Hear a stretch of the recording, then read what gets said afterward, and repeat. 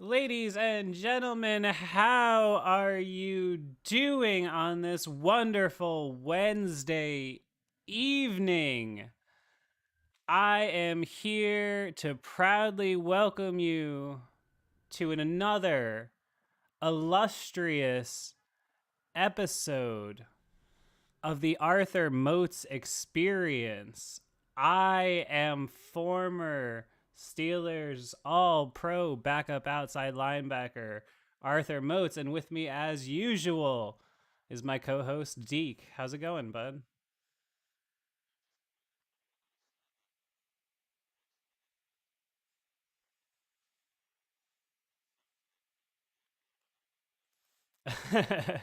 Hey, I think you're plenty good enough, my friend. Yeah, just a little, just joking, just making fun of YouTube, etc. While we're getting started here. That's uh that's true. I would agree. They put out a lot of content. Folks in the chat, can you just let me know what we sound like? Let me know if we sound nice and even. It's hard for me to monitor in real time. Somebody on the last Oh, no audio on the guest, they said. Okay. Great. I'm talking to myself. I'll figure it out. Give me a second. Check, check, check. Gage, can you talk for me right now? Yeah, I'm here. Can you hear me okay? Yeah, let me see if the folks hear you. You should be set right now. Um, he hears you now. Okay. Okay, thank goodness. Yeah, just, you know how these things go. Audio sources and such. But yeah. Yeah, so Okay, it there we sounds go. like Yeah, I just yeah, heard yeah. me. I just heard Yeah, me yeah, on the yeah. stream. Okay. So, Nah, it's all good. Just set the audio wrong. That's okay. We are just filtering in, ladies and gentlemen. Damn, for once I actually do a bit to start the show. I had an actual bit planned out and I fuck it up with the audio. That is like very Pittsburgh Steelers of 2023 of me, isn't it? and yet we still end up with the best Steelers podcast that there is. So we are like the Steelers in a lot of ways, where you don't know how they quite get to where they're going, but they're still the best in the North. Listen, we are a solid 9 and 8 tandem of content creators. Five star never goes below 500, but I'm never Never. going 13 and 4 either. And I'm okay with that. I don't have 13 and 4 in me. I think that on our best day, we got a good 11-5, 11-6 kind of a run for Yes. us. I think that's what we Yes. can do. Maybe we Yes. lose a couple in the middle, but then we find ourselves during the end, and we make the Super Bowl as a 6th seed. That's true. Um I mean, that'd be fun. I have been I will say it's like one of my biggest disappointments since doing five star is that I haven't gotten to do uh like one single playoff game where they won. Like it's just such a bummer because like I know it would be great for the channel, but it hasn't happened yet. Well, listen, you seem to forget one very important thing. He's never had a losing season. No, no, one of these Yeah. days, like we got to get a playoff win in there somewhere. Yeah. I feel like if it's not, I feel like if our defense can just hold up, even just a little bit, like it doesn't have to be our defense has not been elite this year at all. But like No. generally speaking, where our standards are, we could have like an okay defense where if Kenny Pickett can pick up the rest of the slack, but how many points have we given up in last playoff game? It's like we've hit 30, 40 points, I think, every time, haven't we? I think the last three times they've given up over 40 points, if I remember correctly. I believe it's, Outrageous. I think it's 42, 45, and 48 or something. Um, Y- Yeah, you see, and some quarterbacks, have defenses that are good enough to that they can only put up 13 points in the Super Bowl and still win. But unfortunately, the Steelers don't quite have it made like that. where do So that's we, kind of now where that we're at. this is an interesting thing we haven't revisited in a while. Uh-oh. And I want to know how everybody else feels about this, but I'm curious about you too.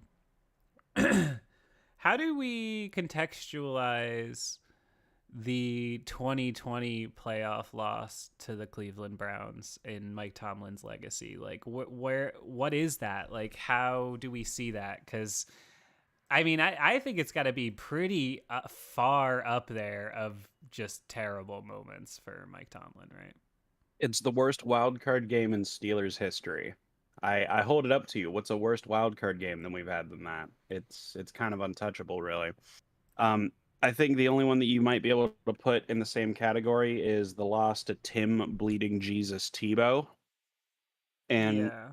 the fact that we have the same defensive mastermind to thank for both performances is not a coincidence. I feel the Browns game, the Brownies playoff loss was the day where I finally was kind of out on Mike Tomlin, and as you can see, nothing's changed in the 3 years since.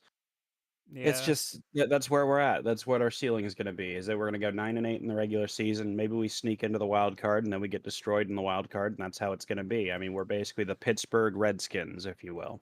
Oh, ouch. Yeah, I think it's a pretty bad loss just because of the manner in which they lost. Um, It would definitely hurt worse if they didn't if they didn't destroy all their momentum afterwards by trading for Deshaun Weinstein. mm, true. Yeah, it makes it Like a if that was the little. same.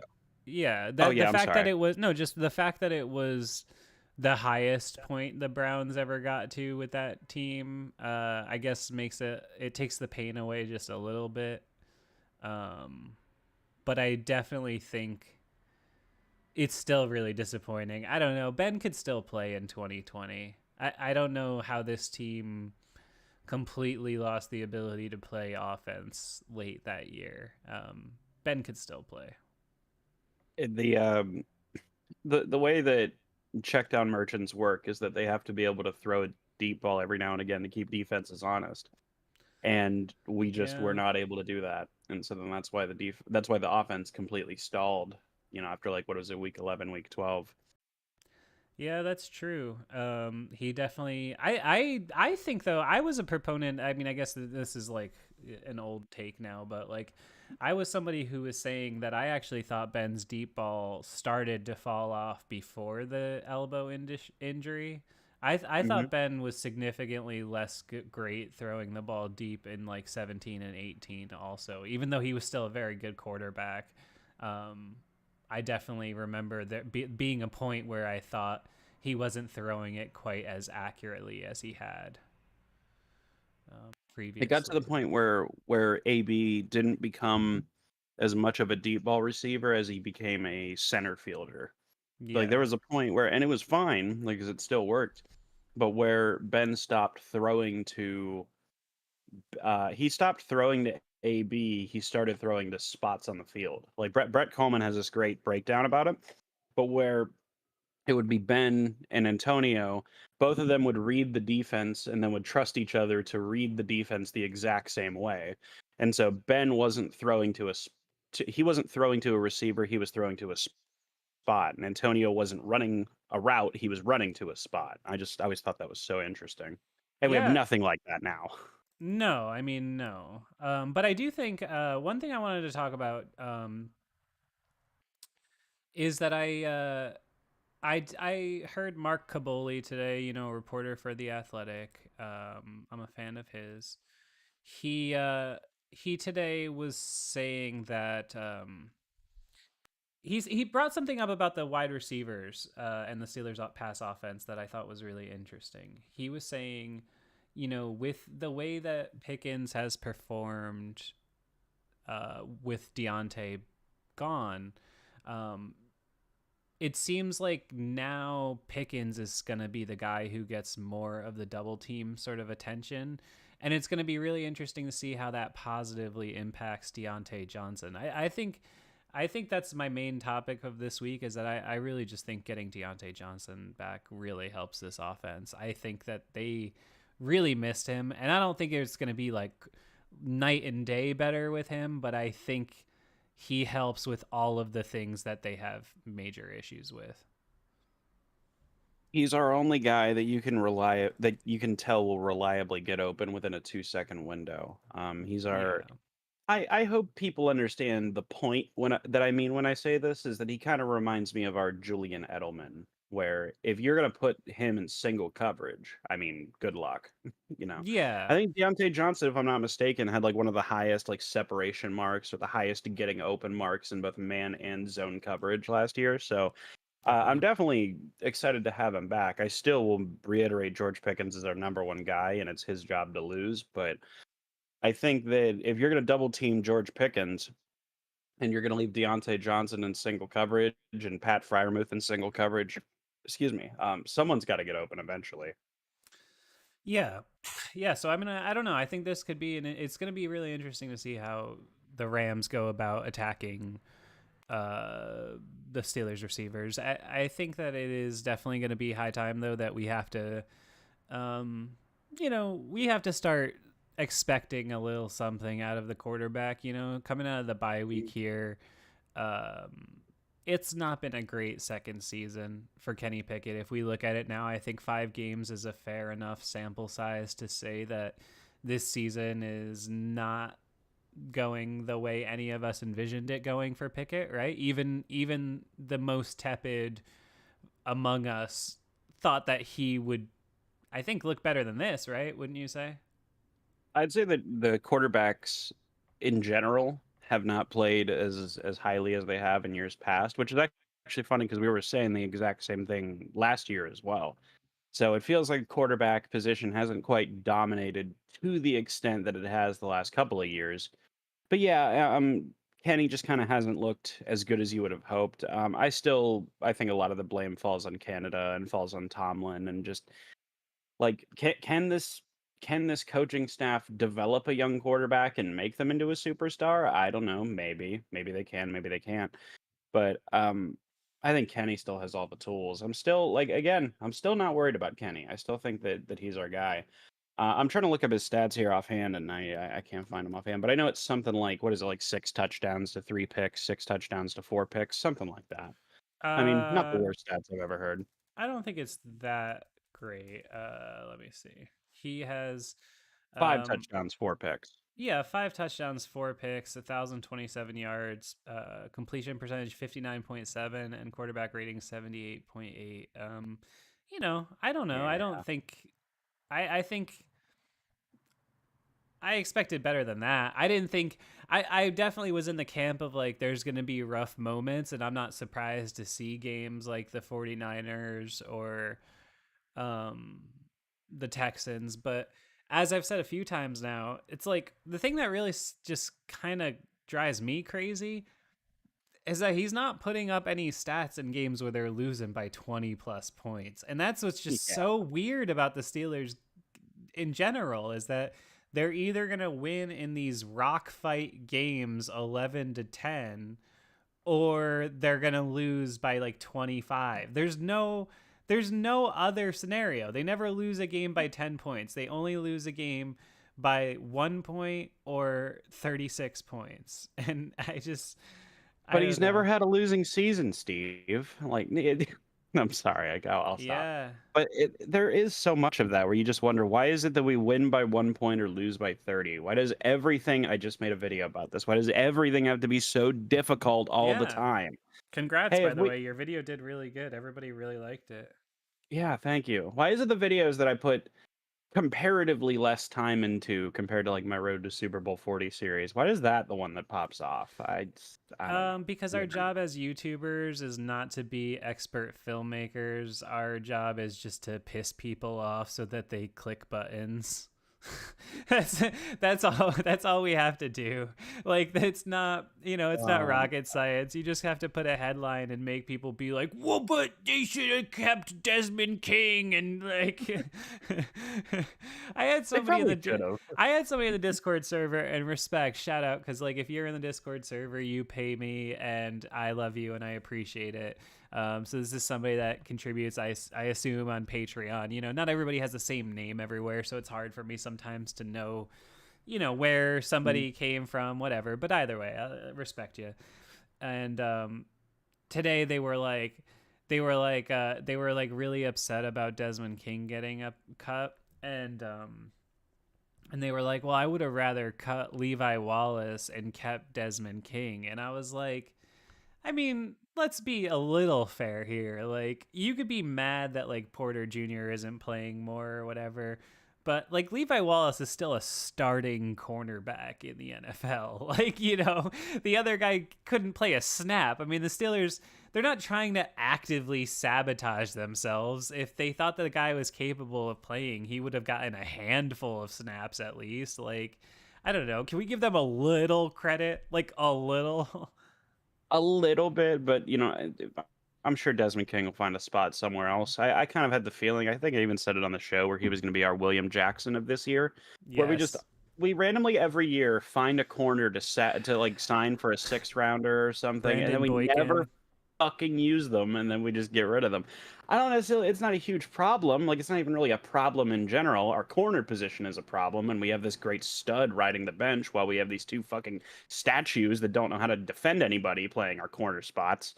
But generally speaking, like, this is what I mentioned isn't really a problem. It's just like a pattern that I keep noticing, where it was like up until we got Jalen Warren, we just were insistent on running our running backs into the ground. We did it with Willie, we did it with Rashad.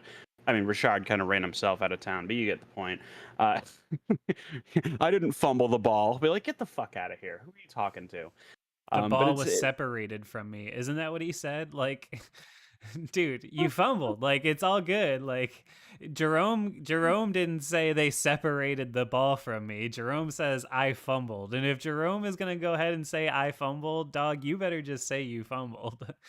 and Jerome's was a way more understandable fumble because Gary Brackett literally just put his head right on the football. Yeah, but Like, why was I Bus spinning don't around blame like Jerome. that? Why was he spinning around like that? You're not wrong, but I blame Rashad for his fumble way more than I do Jerome for his, if that makes Also, sense. say what you want, but in that exact scenario, say what you want about Mike Tomlin.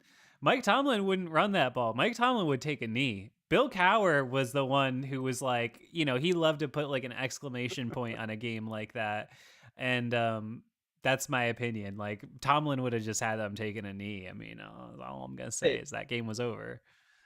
Well, they had all 3 timeouts. So, like, that's why when I look back on it, the call itself to run the ball still doesn't bother me. If they had less than 3 timeouts, I would agree with you, but they still had all 3. They had all three?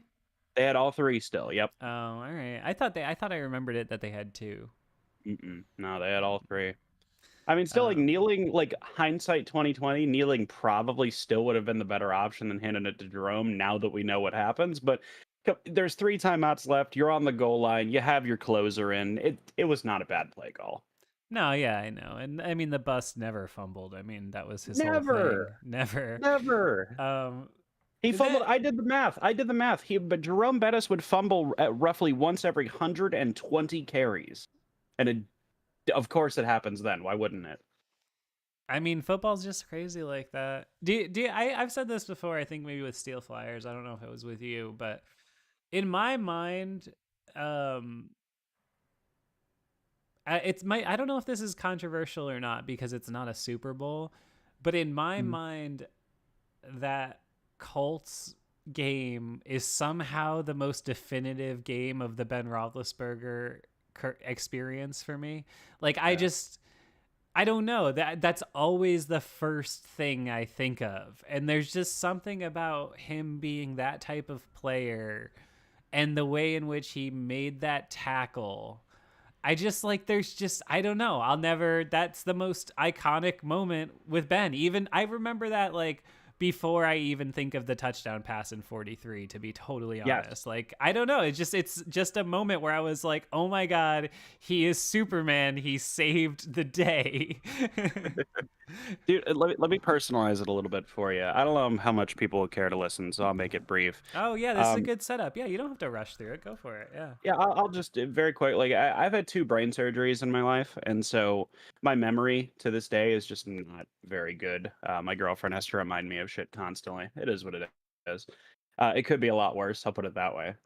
But I still, to this day, I was 8 years old when the Mike Vanderjagt Colts game happened, and I remember where I was. I remember watching the game. I remember watching Jerome fumble live. I still remember the tackle. That game scarred me. And to this day, like if I were to show anybody, if you were to say, show me what a Steelers game is all about, I would play that game for them 100%. So it's Yeah. just that game is terrifying. Yeah. Um no, I know. I mean, yeah. Well, did you want It's to? just the Was game there a was bigger point about your brain surgeries? Was there a tie? Isn't there like a tie to this somehow? yeah, that like to this day, like even with a memory that's not very good, that game has still scarred me to the point where I remember every single detail, even though it was almost 20 years ago. Yes. Um, yeah, no, I guess since it's out there, yeah, like the Steelers sent me a whole bunch of signed memorabilia. I'll have to bring it on the show here one of these days. It's up at my parents' house still.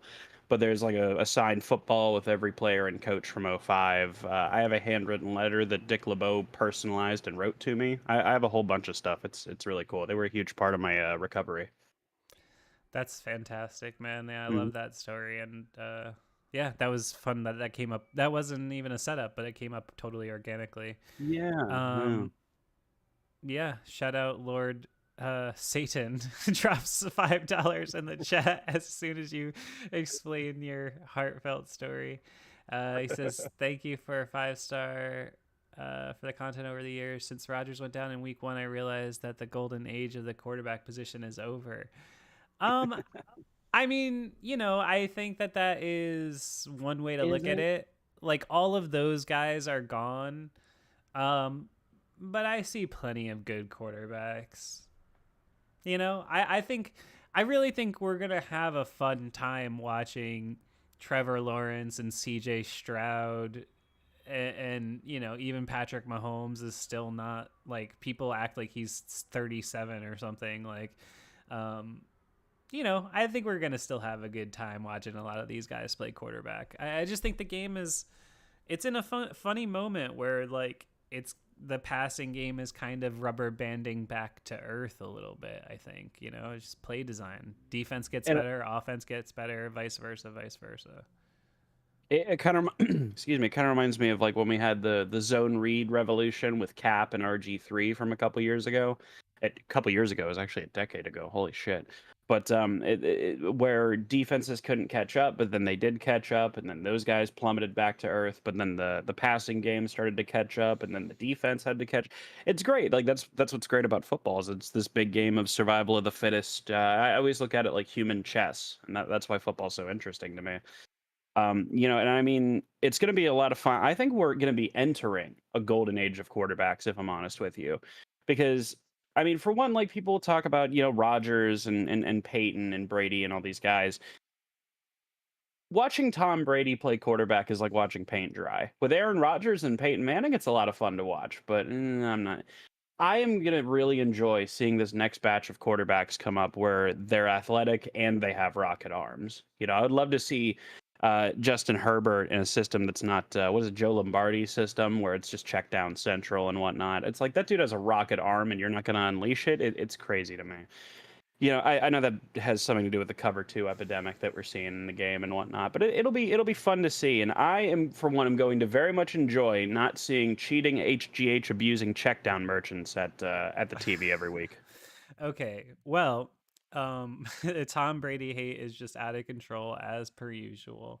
Thank you. um I mean, I'm not gonna say that it wasn't entertaining football watching Tom Brady come back from 28-3 in the Super Bowl, or that Eagles Patriots Super Bowl isn't one of the That was a craziest great game. fucking things I've ever seen in my life. Like, don't tell me that game wasn't awesome. That's the only that's I honestly believe this.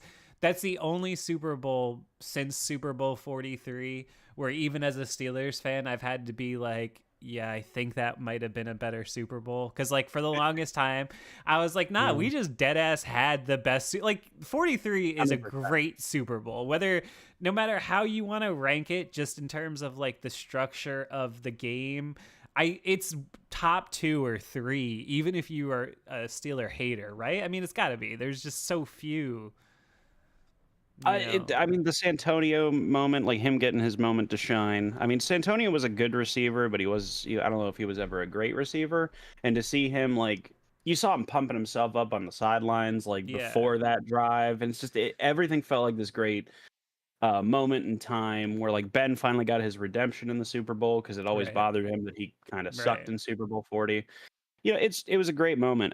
I do think that you could definitely make the argument that that the Eagles and the Patriots in the Super Bowl was a better one than 43. I'm not sure the argument holds up, but you can certainly make I it. mean, it was entertaining. Yeah, it's The Philly special made that Super Bowl it was like 100%. that. It was like that crazy game a few years back on like Thursday night. Was it the Chiefs and the Rams or something when Goff was still Yeah, there? That was like 53-50 or something like that. I mean, like yeah, 52 to 49, something like that. yeah, that's. I mean, hey, once in a while, like I want to see something like that.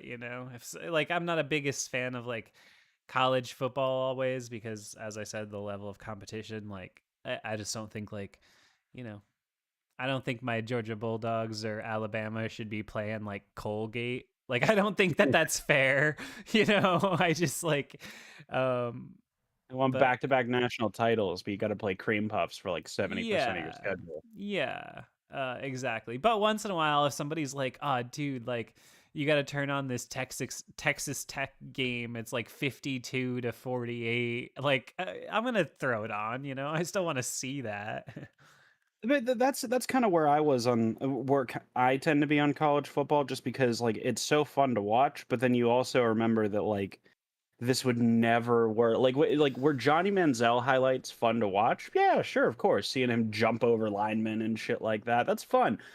But you also kind of in the back of your mind know this would never ever in a million years work against good competition. So you just that's kind of where my mind is on it. That's fair, but I do think like I like something about I don't know. I like just that it's like kind of I like that more pure version of the sport sometimes where it's like okay, we just have better athletes and it's one read and he's just got to throw it out to him like I don't know. I kind of think that that's kind of cool. As everybody knows, I like basketball, and like I think it reminds me a little bit more of like the flow of basketball, whereas like the NFL is just so slow and methodical, and that's not a bad thing. It just is. Yeah, I don't know. I like it sometimes, but You it's not can't score very much in the NFL. no, you don't. I mean, not if you're the Pittsburgh Steelers. My God, No, no. 15 points a game or something they're averaging 5 games in. It's got to get better. Something's got to break, right? Like I mean, it can't be this bad. Can it? Can it? Or is it? Is it just that bad? I really don't know at this point. I don't know either. All I know is that we've never had a losing season.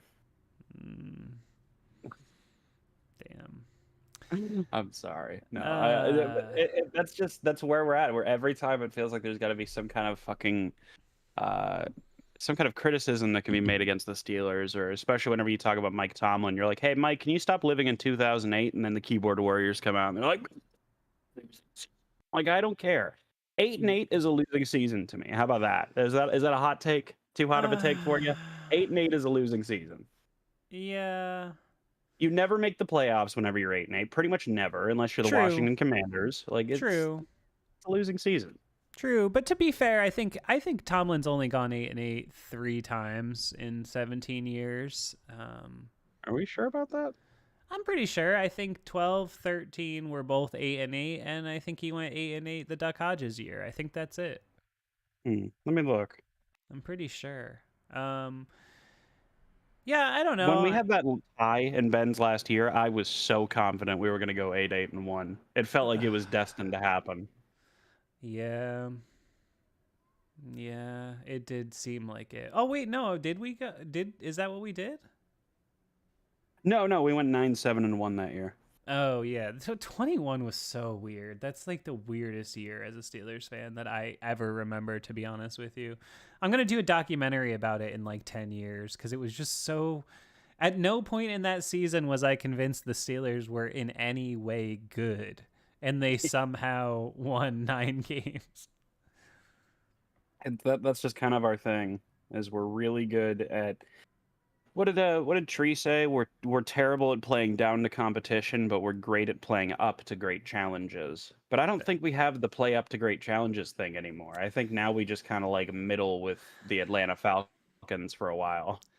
Yeah, I mean, I guess I don't disagree with that, except for that, like, sometimes they do. I don't know. Sometimes the Steelers, like, and I think that this week is a week where, like, this could,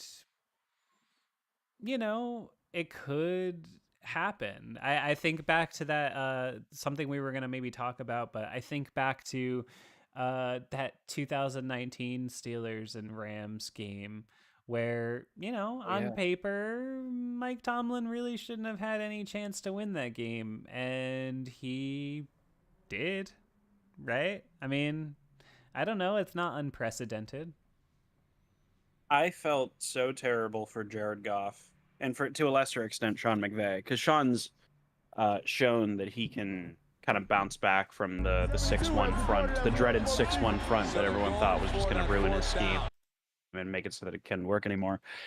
But like I don't know, man. When it comes to that kind of stuff, like I look at Goff, or well, Goff was a big problem I thought in that whole scenario too. I think that the Bears exposed him, Belichick really exposed him, and then I think he had Mike T the next season to kind of like pick up the scraps on that game plan. But so we'll see what happens. Like Matt Stafford's definitely a lot better than Jared Goff is.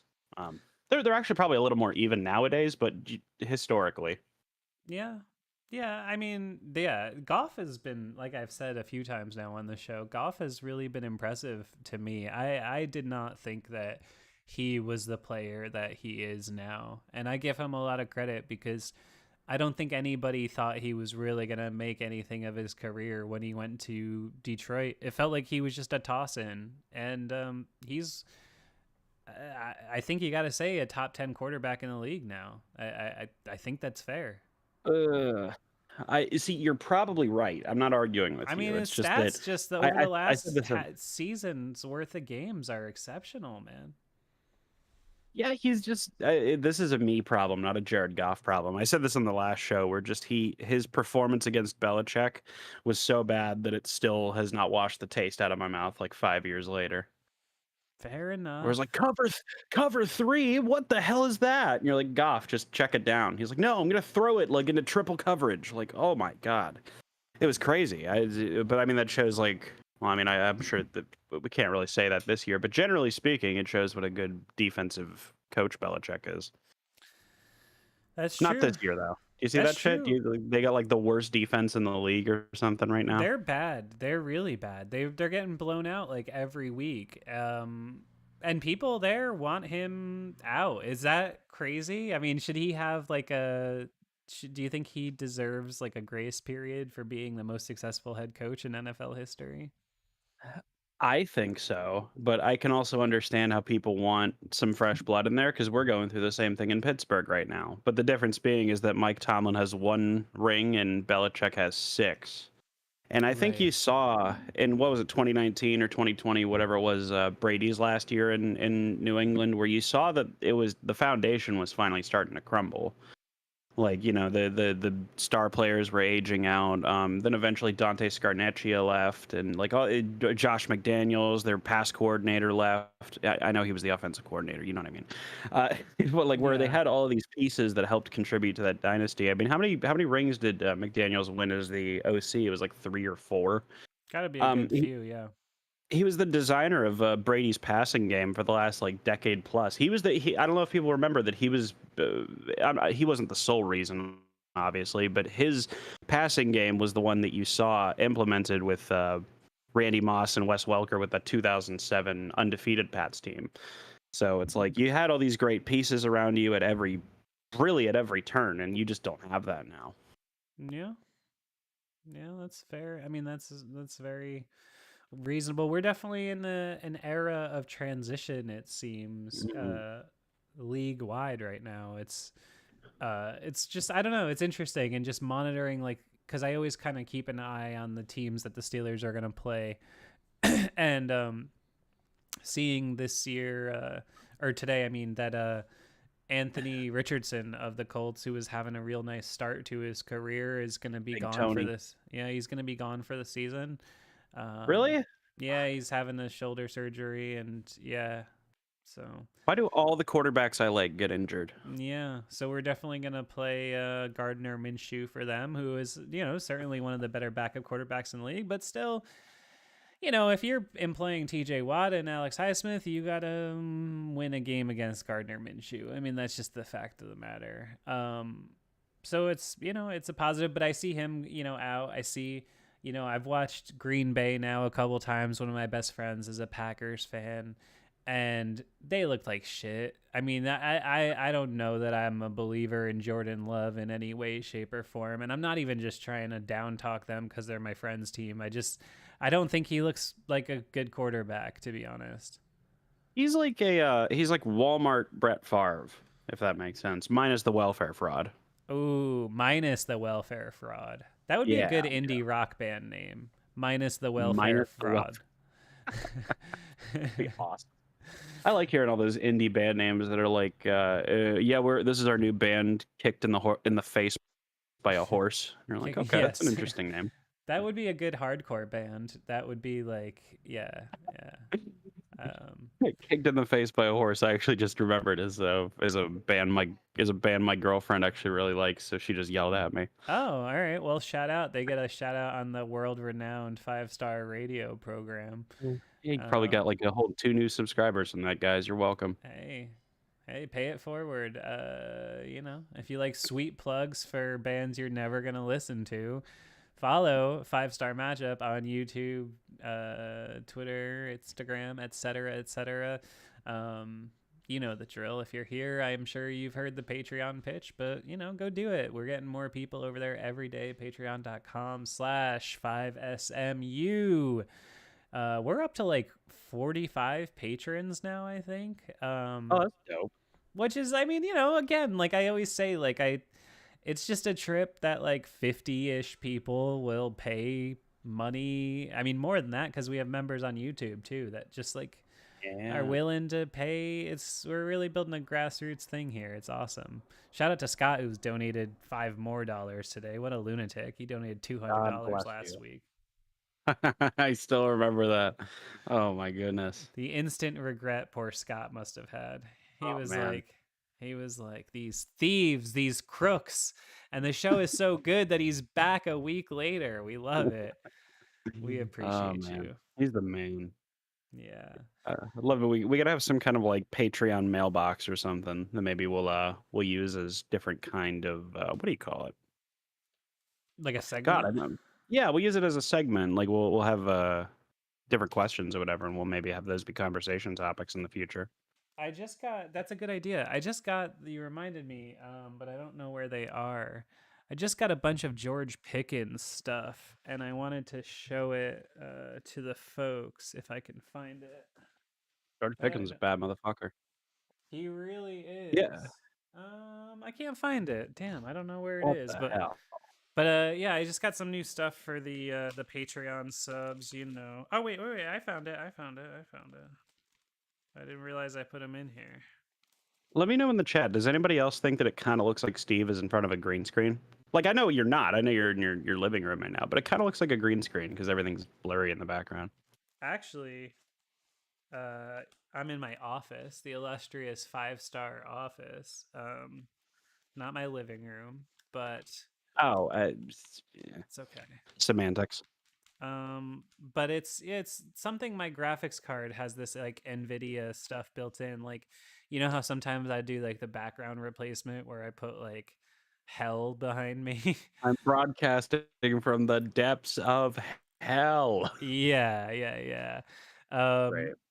Yeah, it's something that's built into the NVIDIA graphics card that can do it natively. So I do it sometimes for that. But it just this blurring the background a little bit. Not that there's anything I would really care. All you're gonna see is my sweet Chris Boswell autograph. That's dope. I got a couple autographs back there. I got Chris Boswell, Jerome, Joe Hayden, and Troy Polamalu. That's awesome. And then I got the TJ Watt helmet over there, but you can't see it. Yeah, that's something I've wanted a TJ Watt helmet. I just haven't put it together yet, but Um, I will one of these days. can you see this? So this is a George Pickens card that has a little piece of jersey in it, like a little square of Yeah, like game worn jersey. I had a Reggie Bush one of those. Um, so yeah, so that's one of the things, I have like a whole, and then there's just a whole stack. That's the only one I think with the jersey piece in it, or there might be one other one, but just a whole stack of like George Pickens goodies for the folks. I know it's gonna like blur them out because of that, but if you want to join the Patreon tonight, today is probably or soon is a good time because gonna have some fun updated new packages going out soon. We got stickers, we got magnets. Join the gang, be in the Discord. Hey, Patreon.com/5SMU yes, or else. or else. Um, So what's going through your mind, man? We've been I feel like this has been a therapy session for me the whole stream. I feel like we haven't gotten your raw thoughts on a whole lot of stuff. So, you got any thoughts uh, offhand? like on the Steelers in general. Yes. Yeah, I mean, I think I think that they are who we thought they were. In the And we let words him of off the hook. yeah, in the words of Herman Edwards, I think they are who we thought they were. I think that they have been a little disappointing, but I also targeted 3-2 as what I had hoped. And if you were gonna pick two of those wins, that would be ideal. They would have to be the two division games, and they did win the two division games. And um, I don't know. I mean, I have to like kind of like be like, that's pretty good. Like I would it be nice to have not got blown out by the Texans and the Niners? Sure, but would that really have been different? No. I mean, I don't know. And the Ravens win was a better moment than anything we had in the first 2 months of last season. I mean, that's inarguable. Oh yeah. Um so I was way more tired of watching the Steelers at this point last year than I am this year. yeah, I don't know. I feel like there's some plucky overachiever potential. I'm not saying I'm gonna like bet the house on it, but I think there's like a little bit of that, and I think that they could potentially win. A lot of these games coming up down the stretch. Like I don't know who's actually like looked at their schedule, but um, Me. yeah, I've been looking at it recently, and I kind of like. I don't know. I think there's a lot of these that they could win. Like, let me see. They go after this so they go to LA, which I think is a winnable game. I think they definitely could beat the Rams. I think we're Um, gonna win. Me too, yeah. And then they come home and they have 3 games where you play Jacksonville, Tennessee, and Green Bay, and those are teams that I think maybe Jacksonville has the advantage at quarterback, but those other 2 games, like you could definitely win those. And suddenly if you're 3 out of these next 4, which I think is very reasonable, then you're looking at what, 6-3? Would you have picked the Steelers to be 6-3 after 9 games? I don't know. I think that No. seems very reasonable. Yeah, I from my predictions that are not wrong, so you should take them with absolute certainty. I'm basically a future teller if you couldn't tell. A But soothsayer. yes, I'm a truth sayer. I'll put it that way. Ooh, We that was terrible. I appreciate you reacting as if that was good. But so we have the Rams at 405. I said we're gonna win. And then I do think we're gonna lose to Jacksonville and Tennessee. What do you think about that? I don't buy it. I don't think the Steelers are gonna lose to Tennessee. I think they're better than them, and No? I think Tennessee stinks. Tennessee does stink, but I could totally see our defense breaking in that game It's because that's also literally all Mike Vrabel teams are designed to do. And I say that like complimentarily. yeah, but it's also a Thursday night at home, and you have to win those games. That's how I Yeah, see. and I mean, we that's how I see it. You have an advantage that the home team typically wins on Thursdays, and also this broke today. I don't know if you've seen this. That they are gonna look to try to trade Derrick Henry by the trade deadline, and If that's the case, Wow. then come on, you got to beat the Tennessee Titans. Yeah, but I mean, then how many times do we lose those games afterwards? In fairness, Yeah, we gotta win those I games. We know, but gotta. they're a one pony team. I mean, they don't have anything else. They stink with him, so um, Yeah. they're bad. That Yeah. What thing's the hell really happened to Tannehill? yeah. That I just think he isn't good enough to carry the load, and I think once he didn't have great wide receiver play anymore, and he didn't have, he had a running back that was getting a little bit older and a little less dynamic. I just think, you know, just not as effective. That's all. Uh, we see how good AJ Brown is now as an Eagle. I mean, most people consider him a top 5 receiver in the league. That's weird because we just you kind of didn't see that out of AJ. I mean, we all knew how good AJ was, but I mean to see him just completely like turn the page whenever he went to Philly, I think was really cool.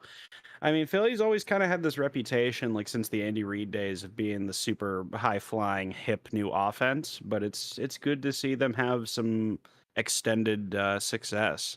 You know, I was a big Doug Peterson guy, so I mean to see that they got rid of him in the gross circumstance they did, but were able to rebound as well as they did. I'm pretty happy for him. They make a lot of moves that look smart. Yeah. Kevin, the Elder God member for 11 months, says, "Sorry my negativity today, but I'm not sure who I'm more frustrated with. Uh, Austin for not starting, or Canada Tomlin not starting Big Body Brody." Oh, Austin for not starting Porter is probably what he means. That's what I was Um, assuming. yeah, I mean, I hear that. The Porter thing, I don't know. To me, that really feels like a Mike Tomlin decision. I mean, I just, that's what it It's seems like. inexcusable. Yeah, it's that. But you know what? I'm not. You know why I'm not worried about that? Because I think it's gonna change coming out of the bye. I think part of my response to the Levi Wallace thing I was talking about in the Discord server is like, if you want Porter to play more, which I think we all do, um,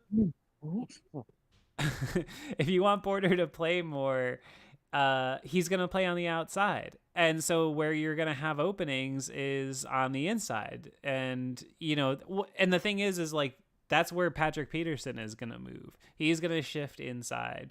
And then you're going to need somebody to play outside opposite Porter if you want him to play more. And I think they realize they have to do that. I think it's just abundantly obvious that Patrick Peterson is just not capable of the same level of play he once was.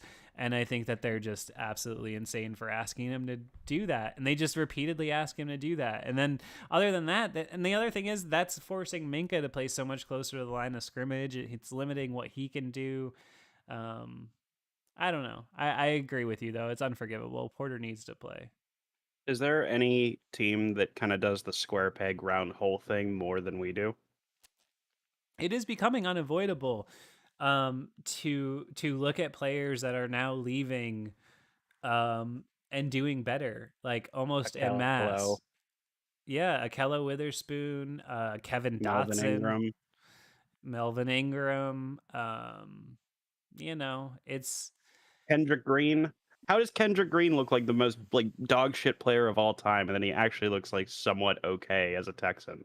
yeah, he risked his life and limb and tore his meniscus up just to get a dunk on the Steelers, but I can't say I blame him, to be honest.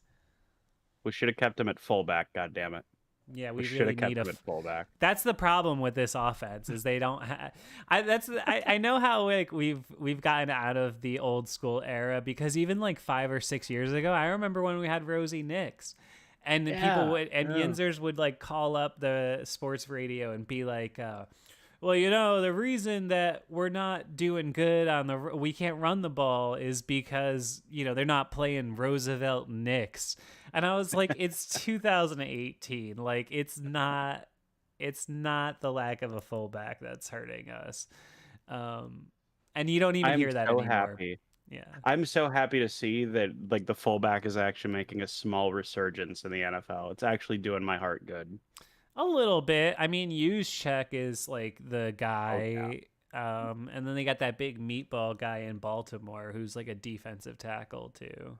Rickard. Yeah, I don't know how to Patrick say his name. Ricard, yes. Ricard. Okay, yeah. I knew him. I just blanked on his name. I love seeing that. When I heard about Kendrick Green, the the fullback training camp phenom. I was actually like rather excited. I couldn't tell you why. I didn't think it was going to stick at all, but it was just fun to hear about this big fucking 315-pound fullback for no reason. Like I just that tickled me. And then to see him like actually incorporate some of that, like on that screen pass where he knocked over Cole Holcomb in the game when they played us, like I was like, okay, so he does have a little bit of blocking ability, just not when he's on the line. Yeah, in the offensive line, I mean, Filer is another guy who's gone off and has been a consistent starter since he's left. I still see Chris Hubbard. I forget who he plays for, but he's still out there playing as a starter somewhere. One of the best Tomlin nicknames ever. He used to call him Mother Hubbard, which I think is very funny. Yeah, I don't know. It's just interesting to see. I don't know.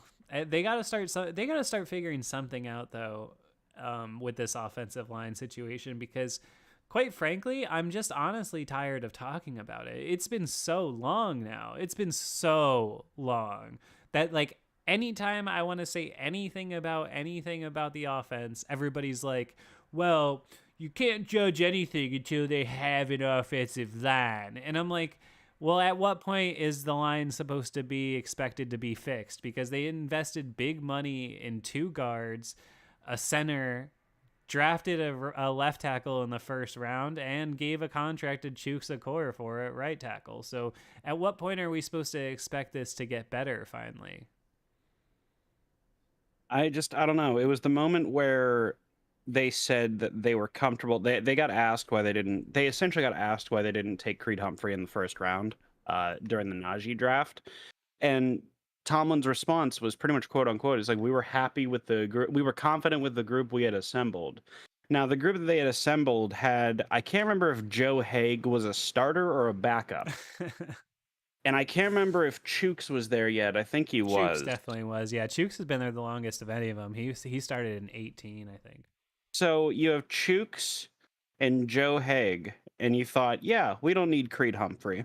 It doesn't make sense. What was the one tweet? I was actually looking for it, then you fucking sidetracked me. It was a good sidetrack, but nonetheless. And it was something like Mike Tomlin has trusted Trey Norwood more as a rookie than he has Broderick Jones or Joey Porter. And I did see that tweet. Yeah, I don't know. I don't know. The Broderick Jones, both of them really. I don't know. I go back and forth, but like both of them are pretty hard to wrap your head around. I mean, Porter has just been obviously good. I mean, Porter has been just obviously good. There's not that many components with a position like that. That's a position where you just need to be the best athlete you can possibly be. Are you playing zone? Are you playing man? Like, that's all there is. Like, otherwise you're just reacting to what the receiver is doing.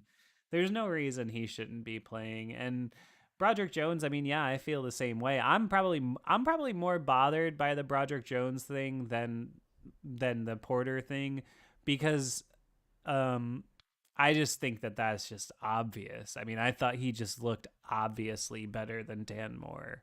And I'm somebody who's like really given Dan Moore a lot of credit for like having a better career than I thought he would and becoming a serviceable player.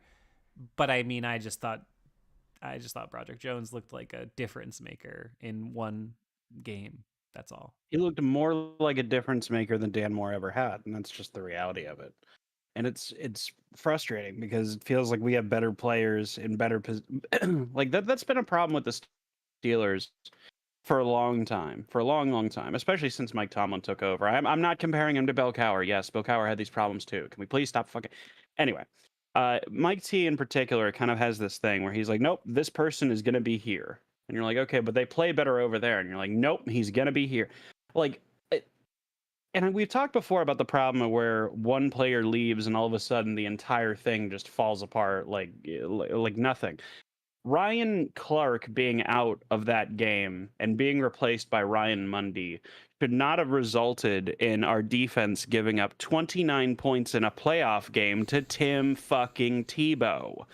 It's been a problem that we've had on both sides of the ball for a long time. And I'm tired of it. I'm tired of getting on a podcast and kind of saying the same problems all the time, but it's just because they never get fixed ever. Yeah, I mean, Anyway, hey, you could say the same thing about the Shazier year in 17. I mean, no, that really sucked, and that really did change what they needed to do on defense. But um, you don't see you don't see the Bills out here. You know, they lost Matt Milano and they lost Tremaine Edmonds last year, and their defense hasn't completely fallen apart. You know, Matt Milano's a really good player. I mean, he's a better middle linebacker than any of the Steelers guys. I mean, there's no question about that. And that defense hasn't fallen apart. I mean, that defense is still going to be good. You have to be able to figure out how to scheme around that. And I agree with you. I mean, the Steelers just, I think going back to that common critique we hear, which is that they win with talent. You know, they're definitely guilty of that, but they need to figure out better ways in situations like that. I agree. I don't know. That's something that's been a problem for a while, where it's just kind of. I think that the problem gets overblown sometimes, the whole winning with talent thing. Like, because when you hear guys like Urinating Tree, who every single time they win a game, he immediately like throws excuses Yes. on it. It's all the high end talent. Like Alex Highsmith wasn't a fucking third round pick. Yeah, real high end talent we're talking about I here. know. Jesus Christ. I know. Well, But that's yeah. you know, go ahead.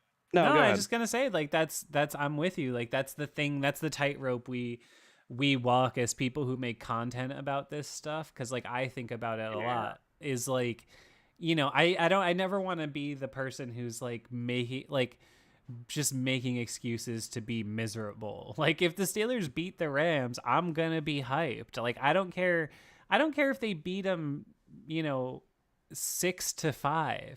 Like I'm happy with it. Like I you know, for me, Right. like at this point, it's becoming clear that my main hope for Steelers highlights for 5-star is for them to like have just like an unbelievable seesaw where they win by 1 point with 11 seconds left. Like that's how it goes. They haven't scored 30 points since 2020. So like, you know, there's not a lot of touchdowns to go around.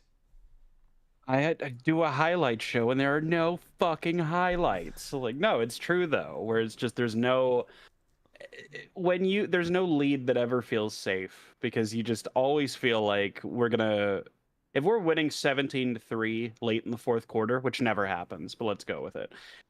You just always feel like we're gonna go into like soft zone and we're gonna give up 2 touchdowns on like 2 back-to-back drives. And it's, you know, I don't know if Tomlin has an addiction to the dramatic or if we just think that prevent defense is sustainable or something. I don't know what our problem is, but we do it all the time. Shout out Andre Romero, who points out another one of these scenarios, which I had forgot about. The offense fell apart in the 14 wild card versus Baltimore when Le'Veon got hurt. That's true. Have you ever seen an offense in the NFL that was just so crippled because they lost their starting running back? I mean, they were literally not even capable of functioning. They had to sign Ben Tate off the street before a fucking playoff game? Are you kidding? You still had Ben and Antonio Brown. How did we just not go anywhere? Oh my god. And what makes it even better is that was the year that they drafted Dre Archer and they just had no confidence they could play him at running back. What the hell did you draft him for then? I didn't, obviously hindsight 2020, yes, he was a bust. I get that. But I thought the Dre Archer draft pick was not the worst idea at the time.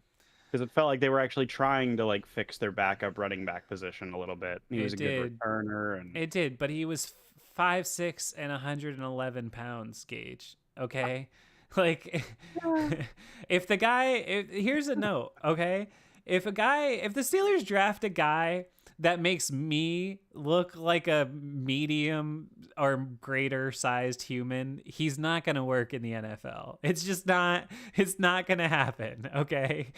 I feel bad for all the small kings out there because I, that's the thing is it's always look, the small I, guys. I'm standing tall here for 5'8" dudes. Okay. But like, I'm not going to make it in the NFL at 165 pounds. It's just not going to happen. It's not going to happen. And I'm certainly not going to get drafted in the 4th round. There's a guy in the UFC. His name's Henry Cejudo, and he's a former 2 division UFC champion, and he was an Olympic gold medalist in wrestling. Cool. So the dude was a certified ass kicker, and even with all of those accolades, you would see people in his comment section being like, "Still 5'4" though." Gosh. I People feel are so so stupid. bad for him. People are so stupid. That's how it is. It's just a short guy thing sometimes. It is what Yeah, it is. Kevin the Elder God 43. says, wasn't it Tate and Dwyer? I don't know if Dwyer was there in 14 still.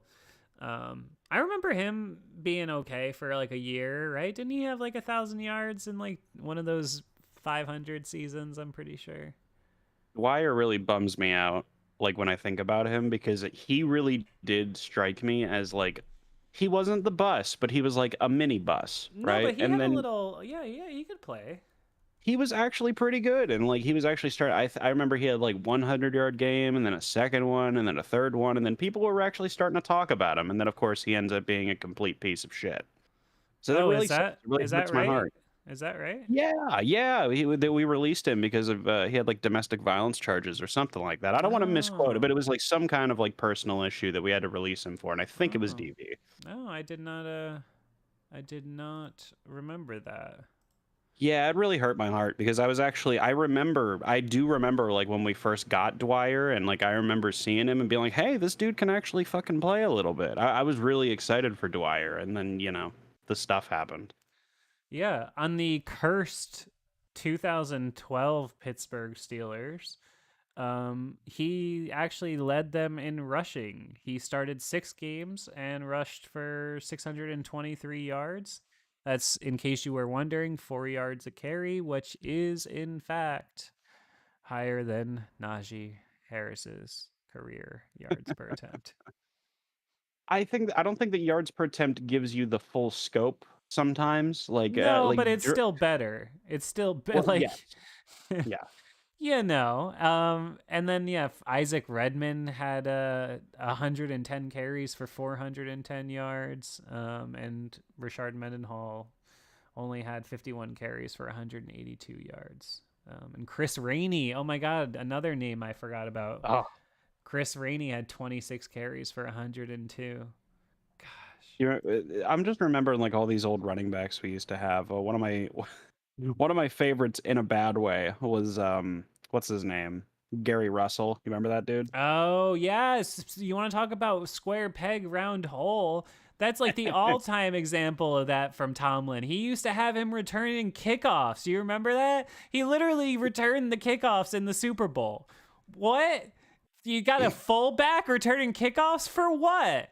I never seen anybody else do that in the 75 years I've been watching the NFL. I have never seen a guy like Gary Russell lined up to return kickoffs at the goal line. Only Mike Tomlin. What was that? What was that? He returned kickoffs.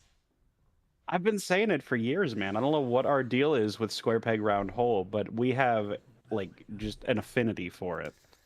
Um, It we have these pictures in our fucking heads where this guy is just gonna be in this role. With Gunnar Olszewski is going to be a good return man. He's gonna be good eventually, and you're just like, give up. you know what? I got good news for the Gunner Shunners though, because he's gonna be gone now. I think. I mean, you're gonna have to cut. You got to cut somebody to make room for Deontay, and I mean, you just cut a DB. I don't think it's gonna be, Elijah Riley or something. I think they're gonna cut Gunner.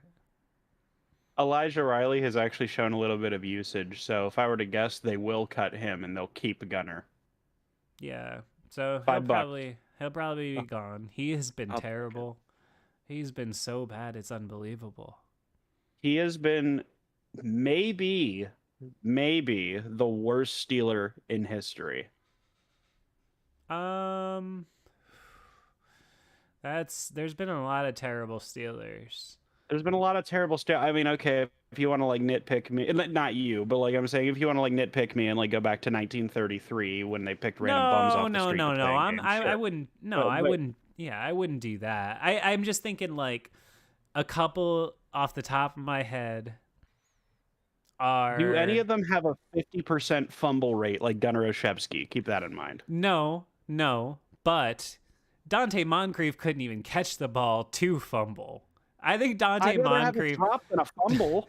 Dante Moncrief has a pretty strong case to be the worst Steeler of all time. He just showed up and forgot how to play. I mean, he was like a talented player in this league. I mean, not like a a killer or something, but he was a solid kind of guy you could have as your number 2.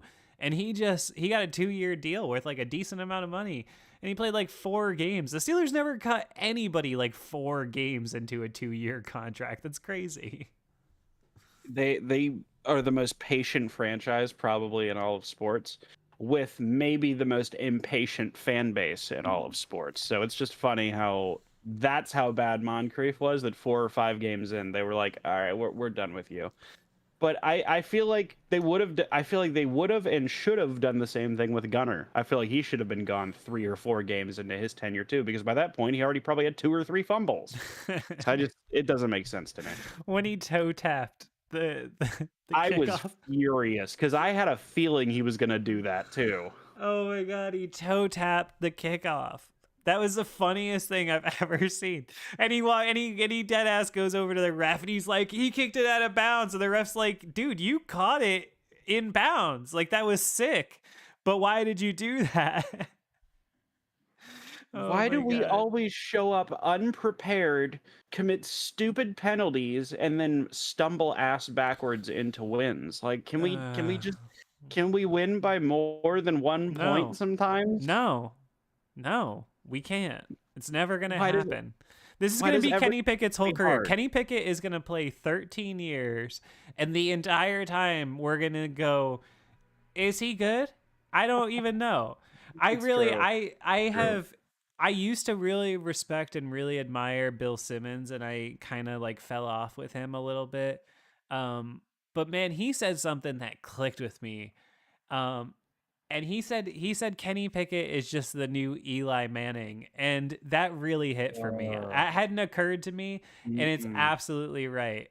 It is because when you look at it, you're like, is he even good? And then he just puts together a 2-minute drive and gets a win. I mean, Eli Manning's going to be in the Hall of Fame. That's not a bad comparison. That's a positive thing. He should be. He absolutely should be. He won 2 Super Bowls. He won 2 Super Bowls. If you value anything about wins as a quarterback stat or Super Bowl wins as a quarterback stat, he won 2 Super Bowls in dramatic fashion. He deserves to be in the Hall of Fame.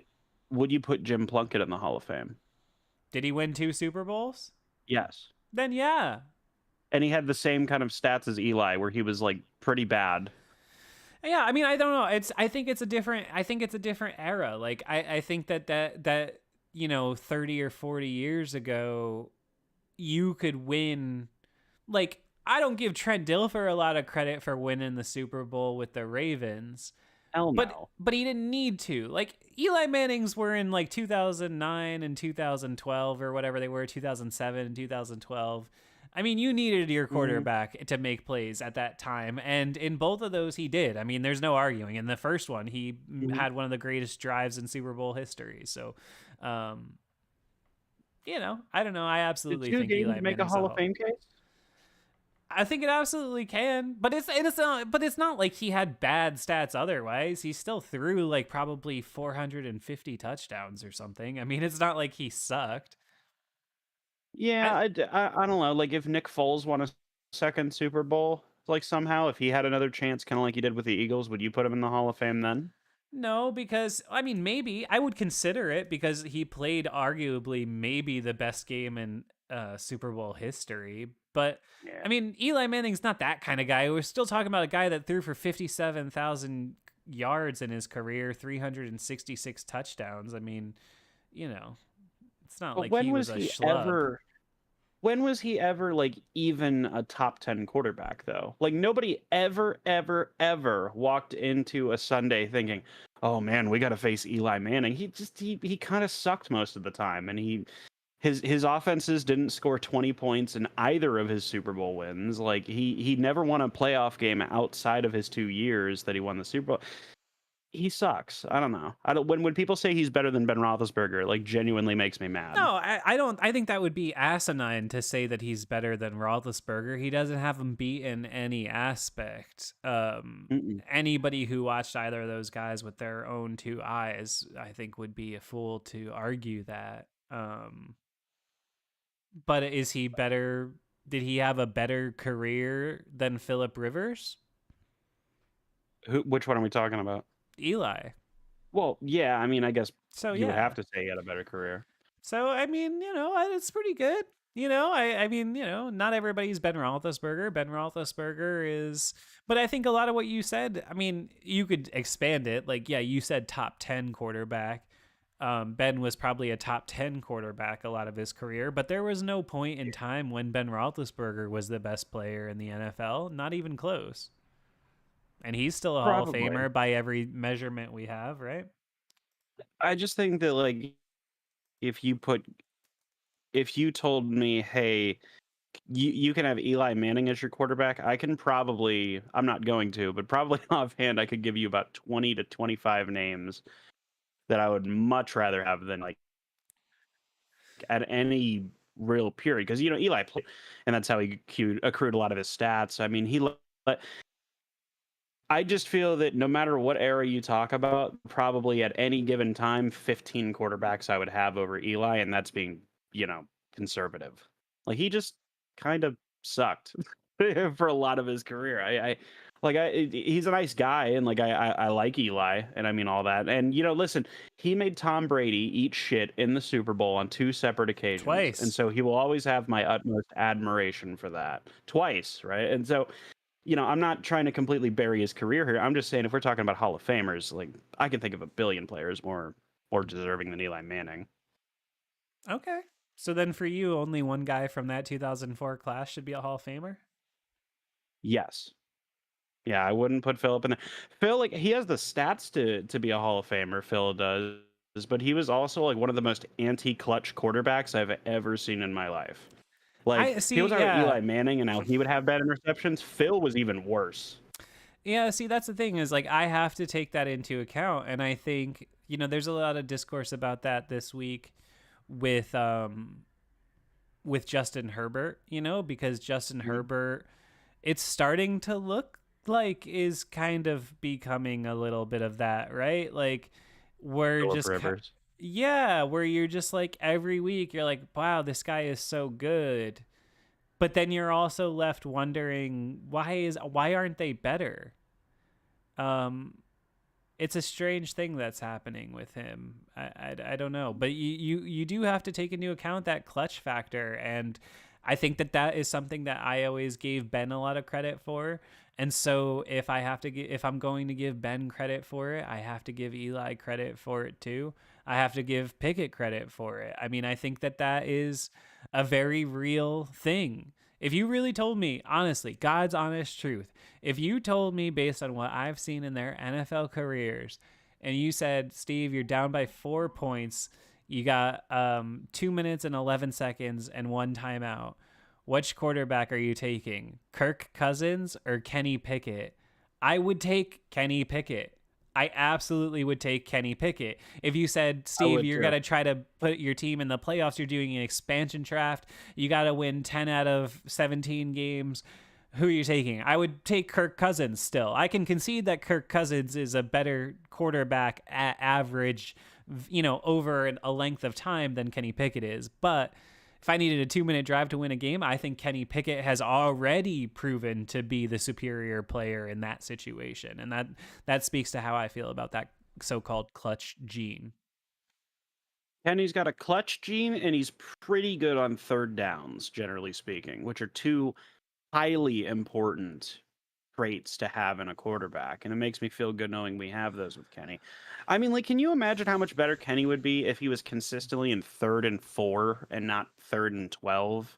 Like, I'm Yeah. just saying, like, I'm not saying that he's gonna be like, again, people are probably sick of it at this point. I compare him to Matt Hasselbeck all the time because that's his quarterback style. That's literally your point about Eli Manning is actually making me a little nervous because goddamn is it true. But I like to think that Kenny will eventually even out and he'll have a consistent passer rating, in the 90s as opposed to the 60s like Eli's was. No, it wasn't that bad, I know. No, Eli But had some years where he threw like 30 touchdowns. I mean, you're doing him a little dirty, I think, in I fairness. am. In fairness, he threw a lot of interceptions, but I mean, Eli had look, 4,000 yards, 31 touchdowns, 25 interceptions. Wow. Yeah, that's kind of the thing about Eli. Look at his stats. He led the league in interceptions like 4 times. Yeah, okay, but like 2015, 4,400 yards, 35 touchdowns, 14 interceptions. I mean, you can't act like that's not a good Sure. ass year as a quarterback. I mean, That's a very good year. I think that it was that 2011. I think that was his best year. I think that was 15. 2011, he threw for 40. Yeah, he had a great year in 2011. He threw 4,900 Okay. yards, 29 touchdowns, 16 picks. Oh, yeah, Yeah, okay. he was always a guy who threw interceptions. He was always in the teens in interceptions for sure. He was more of a gunslinger than his brother. His brother was way more calculated and consistent than he was. It is amazing. One thing that is just so funny, and I love this, like when you look at like statistics and stuff and how sports just kind of have a way of making sense. Mhm. Eli was exactly 500 for his career. Exactly. It's so funny. I mean, it's just so funny to think about that. It's just so on the nose. So funny. Jeff Fisher had something like that too, where his career coaching record was something really close to 500, and it's like, of course it was. Why wouldn't it be? You know who was not 500, but much greater than 500 in his career? Hmm. Ben Roethlisberger. Yeah. 165, 81, and 1 in his career. You can take the QB graveyard. I'll take the W. 64,000 yards passing. Do you think Ben Roethlisberger, serious conversation, this will be the last thing and then we'll get out of here, but do you Okay. think this has been a very fun, weird episode of 5-Star Radio? But we haven't had football, so like, what are we going to talk about? Yeah, like I was gonna say, I couldn't put my finger on it, but like I've liked this episode quite a bit, but it's also just odd. I can't It figure out is how else to weird. phrase It's it. weird because there's nothing to talk about. What do you talk about? It's Yeah. we've all been screaming about Matt Canada for 6 months already. It's like, Let's talk about Eli Manning. do you think that Ben Roethlisberger is gonna make it as a first ballot Hall of Famer? Or do you think that his off the field situation is gonna make writers decide to punish him for a year? Yeah, I think Ben's woman respecting abilities will keep him out of the first ballot. I think he's deserving of being a first ballot, but I don't think that he'll get there. But that's fine. I mean, there's plenty. I can't name any offhand, but I'm sure you can come up with a ton of players that were deserving to be a first ballot and just weren't. And he'll at least be in the Hall of Fame. There are plenty of players that you just kind of shake your head at and wonder what else they had to do. I mean, like this isn't even what you asked, but I'm just going to pivot slightly. And like, I don't know what else Hines Ward really had to do to get into the Hall of Fame. 1,000 receptions for, blank amount of yardage. He's one of only like, what is it, 12, 13, 14 receivers ever to hit 1,000 receptions. I mean, that's pretty fucking crazy. And he's the greatest blocking receiver of all time. So I don't know. The Hall of Fame is just kind of, it is what it is. Like, I'd be surprised if James Harrison made the Hall of Fame, but I absolutely believe he deserves it. Yeah, I hear that. I don't know. I've kind of always been in the class of like I thought Hines Ward was not going to make it in.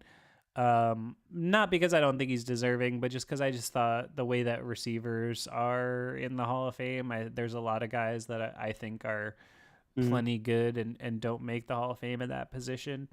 I think Julian Edelman should be a Hall of Famer if that makes sense to you.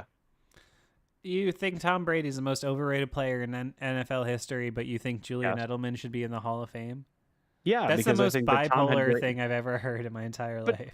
But no, that makes complete sense to me No. because you have really good weapons around him. Oh my God, Julian Edelman was a Hall of Famer, dude. Did you even Yeah. watch the Patriots this whole time? Yes. Tom Brady was better than Julian Edelman. Get out of here. I never said he was. What Okay. Tom Brady's going to be a Hall of Famer. I never said he Okay. wasn't. Yeah, well, all I'm saying is they better not make Ben wait a year because I don't want him to get his Hall of Fame overshadowed by Tom Brady. That's why I was so mad when Tom Brady fake retired Yeah. because I was like, you bastard, you're gonna steal it from him one more time. I was gonna say that's what nothing new. Like what's been like 4-9 against New England? Julian Mack. Oh, this is good talk. A good talking point. Can't believe I'm saying this, but do you guys think Tyreek Hill is better than Antonio Brown? He's on pace for 2,300 receiving yards. Julian, I don't thanks know. for the question. Respectfully, I will have to say, nah, son. No, no. Antonio Brown is the best skill player I've watched as an adult sports fan. And like I that's not even because I'm a Steelers fan. I would say that if I was a Baltimore Ravens fan. The guy was unbelievable. And I think that there's, you know, Tyreek Hill is really, really good, but he's also in a perfect situation for what he does. He's been amazing everywhere he's gone, though. Like, I'm not gonna sell Tyreek Hill short. He was really damn good. I think that with time, we could eventually be looking down the road and say that he's better than AB. But right now, probably not yet. Um, yeah, and there, like, do you think that Tyreek will be a Hall of Famer if he keeps up his pace? I Oh think he will yeah, be. he's definitely on a Hall of Fame pace. I'm not knocking him. I'm just saying, to me, Antonio Brown is the kind of conversation where it's like, that's like a handful of people. I've said this, and I'm gonna get all on my Antonio Brown soapbox. I should go get my '84 jersey. I'm getting Do it. revved up. Okay, Antonio Brown. By the way, I'm working on a top 10 best Steelers countdown of all time, and it is gonna annoy so many people, and I can't wait to do it. I've been spitballing it with some people. Needless to say, Antonio Brown is on that list. It's hard to argue. It's you can't argue it. He was that good. I believe he had the best 6 year stretch any receiver has ever had in NFL history. Um, yeah, Yeah. no, I mean, to me, Jerry Rice was better than him, and I'm not even exaggerating when I say that's the end of the list. Yeah, I was actually just talking to I was talking to my mom about this earlier today, where I was like, "Yeah, I've seen all the receivers, right? I didn't watch Jerry in his prime because I just it was a little before my time. But outside of Jerry, right? I've seen Randy, I've seen Terrell, I've seen Chad Ocho, I've seen I've seen all of the best receivers you can think of, and yet there was just nobody who struck me that could do what Antonio Brown did. All these receivers that you're talking about, they're all great, but they're all 6'4", 6'5". I mean, Randy Moss was notorious for just jumping over people. Yeah, Antonio Brown was like 5'10" or something and just did it all no, with his yeah. feet. No, Randy Moss is the next on that list for me. Don't get me Mhm. wrong. It would go for me Rice, Brown, Moss. But I always thought that Antonio did something that few other athletes for me have done in my life as a sports fan, which is where you watch them and you just like can physically see that they move different, and the other main one that comes to mind, and you're going to say this is like crazy high praise, but it's how I feel. The other one that comes to mind in my life, Uh-oh. what? I think I know who you're gonna No, say, and you I'm don't not know who I'm going to say. The gonna. other one that comes to mind in my life, and this is a little bit of everybody knows him, but it's an older reference for a lot of my younger audience. Um, I was old enough to see some of Michael Jordan's career, and that was an example of somebody where you would just watch the Bulls, and that's like kids, younger people now, they look at statistics and they say, "Oh, LeBron has done this and LeBron has done that," and I'm like, "Yeah, he really has." And Kobe did this, and this guy did this. But man, when you just watched Michael Jordan, you just were like, this dude is just better than everybody else. And if and when he needs to do a thing, he will do the thing. And Antonio Brown, love him, hate him, whatever, he was that dude. He really was. He really was. He was a guy who, like, 84 on a crosser was the best cheat code that You Ben weren't gonna ever stop him. You just had. No, weren't. Yeah. no, the fucking the playoff game against the Bungles, I thought was a perfect example. Once Ben came back on that field, I don't know if I've said this on the show before, but with the playoff game where AB got decapitated by Burfict and all that, I was sitting in a bus station in Cincinnati when that game was going on. And when you saw Ben come back onto the field, you could have heard a pin drop. And I think everyone knew Yeah, at that point I that know. what was going to happen. We got to do a promo of that with like the Undertaker's theme hitting, you know? Yeah, That would be good. 100%. That would be good. We did something, didn't we do something with the Undertaker gong like season 2 or something? Didn't I? Did we? We might have. I loved the meme that came out of Adesanya holding the Undertaker's urn, and it says Big Ben, the Cleveland Browns. Yes. Oh man, Mm. he owned the Cleveland Browns. Is awesome. That's okay. I'll just beat you some 20 some odd times. I'm like, shut up, Ben. Yeah, That was funny though. I love better that. days. Better days. I don't know, and yet I'm still not worried about the Brownies. I still think push comes to shove, Kenny will beat them. I'm No, not worried see, about the Brownies, and I'm not worried about the Ravens either.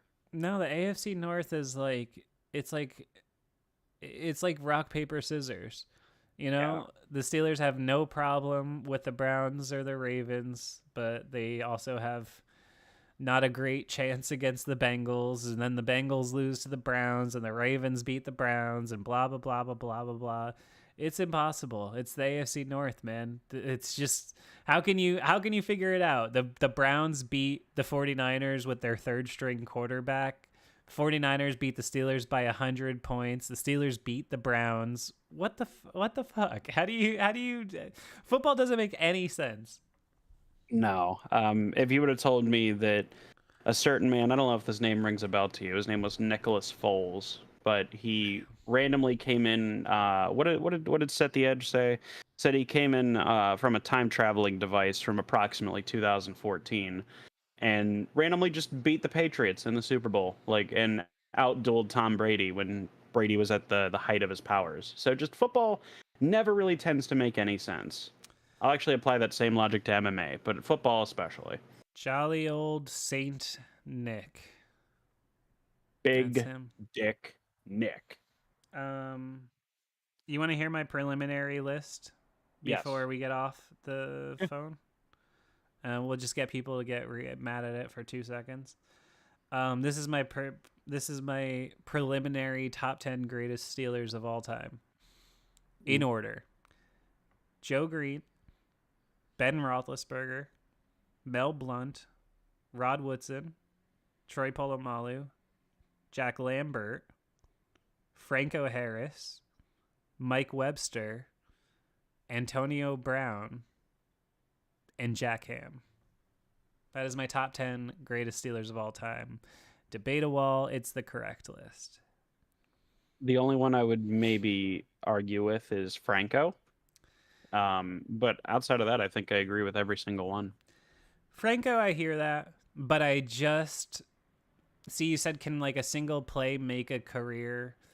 And Yeah. I'm sorry. I mean, the Immaculate Reception, it's just, it matters that much. There is no single other play that I can think of in sports history that is so inextricably linked to a franchise. I just can't, I can never look over it. I don't blame you. I can't yeah, I can't argue with you. Your logic's pretty sound. I may not agree, but I completely understand the logic. Had Franco not been, standing there, we don't win that game. I don't think we go to the Super Bowl, and No. the dynasty never starts. It was like the Tuck rule of its time, only it was actually the correct call, Yeah. No, and shout out thanks. I appreciate some of the longtime fans, Lucky Left and Mpower69. They actually said I did a good list. They said that's pretty good. I hashed it out. I originally had TJ Watt at 10 instead of Jack Ham. But my uncle went pretty hard that I should have Jack Ham on there. And I originally had Jerome Bettis, but I decided Bettis just barely misses the cut. Jerome, Because I thought Mike Jerome, Webster needed to be on there too. I have no problem with Jerome being in the Hall of Fame, but I think there's definitely more deserving backs, if that makes sense. Yeah, yeah, I agree. But Bettis just had a great. I mean, he had a long career, and I mean, Mhm. the reason I always rate him high as far as like great all time Steelers is solely because I felt like he was the guy for a period. Like he had an era. Like the 97 Yeah. to '03 Steelers were the bus Steelers, you know? Yeah. In the way that 2004 on will be remembered as the Roethlisberger Steelers. Um, Bettis, he was that guy for a while. He really was, and then he was also just great as a closer because his kind of style just translated really well. And he also knew just how to like when to avoid damage and when to take damage. You see a lot of players nowadays that are getting injured. I think Anthony Richardson might be a really bad example of this, unfortunately, where you have to know when to slide, you have to know when to juke and when to spin, as opposed to lowering your head and hitting every single time. Right? Frank Gore had to learn that. You got to know when to hold them. Oh, get the fuck out of here. You got to know when to fold them. Ah, stop it. You got to know when to Stop walk it. away. Stop it. And that signals that it's time for us to walk away from this Uh, weird ass episode of Five Star Radio. Once we Um, get to the point where we're talking about Kenny fucking Rogers, yeah, yeah, we're on the wrong Kenny. no, just having a little Wednesday night fun. We appreciate y'all guys. If you had fun, Mhm. drop a little dollar in that tip jar, super chat. Go to patreon.com/5SMU. Think about it. Become a contributor. Get some cool George Pickens stuff. Somebody's going to get that jersey card in the mail when I send out envelopes this weekend. So if you've been on the fence, I would say that now is a good time to hop over to patreon.com/5SMU and become a member today. Do it. Gage, now that I had a great in the moment impromptu closing sequence there with the Kenny Rogers bit, and I had a fun opening one with the Arthur Moats and Deke one that unfortunately people couldn't hear Deke. Oh, Yeah, that's we right. just missed him. He was gonna pop in just to say hey, and unfortunately we ran out of time. It Um, just didn't work out. yeah. You know that SNL sketch, What's Up with That, where they always like run out of time because they dance. That's what we did today. What do you want to leave the folks with before we get out of here as we look forward to LA? Play within structure. Learn. No, I was doing a bit of a rehearsal from that one time, and now I can't even remember which episode I was referencing. That's how long we've been doing this, folks. Yes. But no, so yeah, I mean, I think we're gonna do well against the Rams. I'm not super worried about them. Matt Stafford's a good quarterback, but I don't think he's not an inner circle legend, if you catch my drift. So I could definitely like actually if he made the Hall of Fame, I wouldn't even be upset about it because I mean he just spent most of his career in a bad place.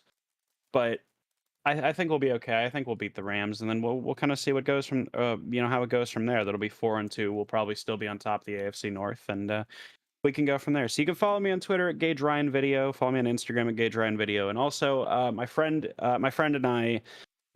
Slim and I are going to be starting a new channel, which we're doing for horror movie based content and whatnot. We're Fun. calling it the Screen Slashers. So look Fun. that up if you guys want to see the channel. We're going to be having our first video up soon where we're ranking every Saw movie. So if Oh, that sounds like nice. fun, you can check that out. Did you go see Saw 10?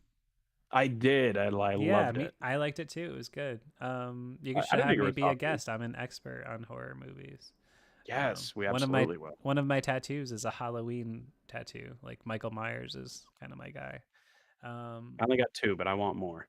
Okay, so when you're ready to talk about either Halloween or Nightmare on Elm Street, have a good old 5 star on.